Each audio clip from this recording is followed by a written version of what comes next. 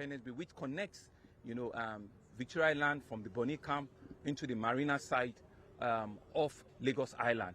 And it's been the oldest even in this entire corridor. But what has happened is this approach end from Victoria Island going into Marina has been under severe threat.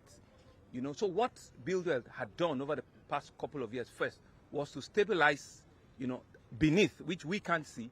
They've done a whole lot of sheet piling underneath the bridge to protect and to hold the integrity, this while. But the real job is that there's like a 15 to 20 meters, span on the bridge, which is sitting on nothing.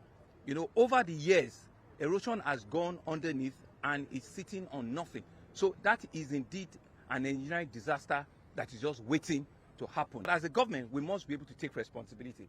And the responsibility is that maybe we did not communicate long enough. We did not communicate adequately enough to tell our citizens that from Monday, Tuesday, 2 days ago, that this bridge was going to be open. One side of it, actually, it's not the entire bridge, is the one from Victoria Island to Marina that was going to be closed for 5 to 6 weeks.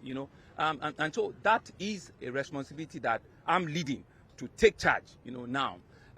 So what we are now, explaining to our citizens, this thing, given what they've done in the past 2 days, in my view, and from engineering conversation, makes it difficult to reverse it.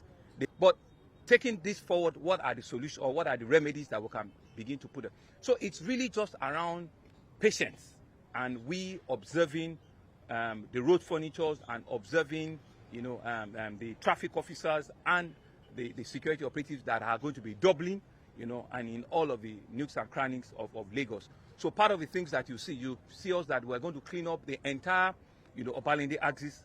People can now have alternatives. If we can do all of that, it will not solve all the problem, but at least it will give alternatives, better and quicker alternatives for movement of traffic in and around Victoria Island and Ikoyi because of the inadequate communication, and I will take responsibility, ineffective communication because they had started even before then, so you just assume that people are aware. No, you have to continue. Communication is enforcement. You have to continue before, people now make alternative plans to be able to use other routes and other, corridors, out of it. And so one of the things that I will also be advising a lot of our citizens is that this kind of thing has also happened, in another form.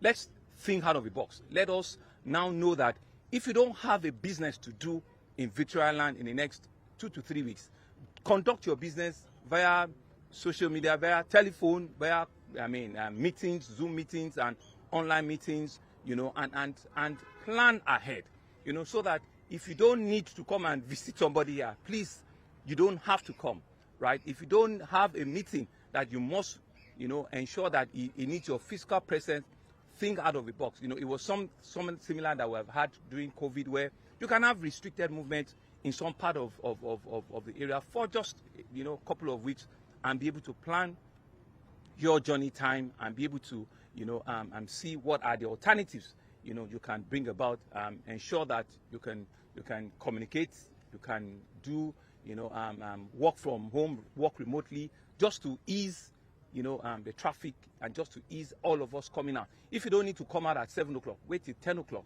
Let the people that need to come out at 7 o'clock or 8 o'clock, let them come out. You defer your time 2-3 hours, so they can see that even the approach from Marina to Victoria Island is free. There's no, on the counter on this bridge, there's no movement at all. We're also thinking of another alternative. Can we do a counter flow from here? We're looking at that, but it also needs a lot of excavation. We are going to break a lot of things, and we don't know if that also will be fully effective, but we will consider that in the next 1 or 2 days and see the effect of a counter flow, using all of the traffic information that we currently have. So one of the things that I want to assure is that you are going to see a lot of last mile officers, on the road. We are going to see a double number of last mile officers on the road. We're calling them from other parts of the city so that they can make presence here.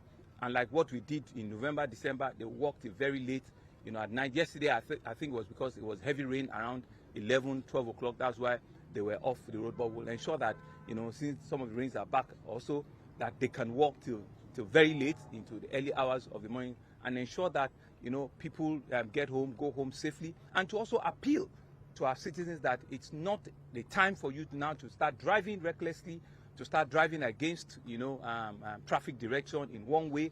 And these are some of the little things that patients, you know, could help us solve, you know. And so while we take the responsibility that, fine, this has happened, we needed to do this, you know, our citizens also have the responsibility to ensure that they plan and they obey, you know, traffic management, you know, and all of the signs and signals that we have. So I will stop here and let you ask one or two other questions just for clarity and clarification. Thank you.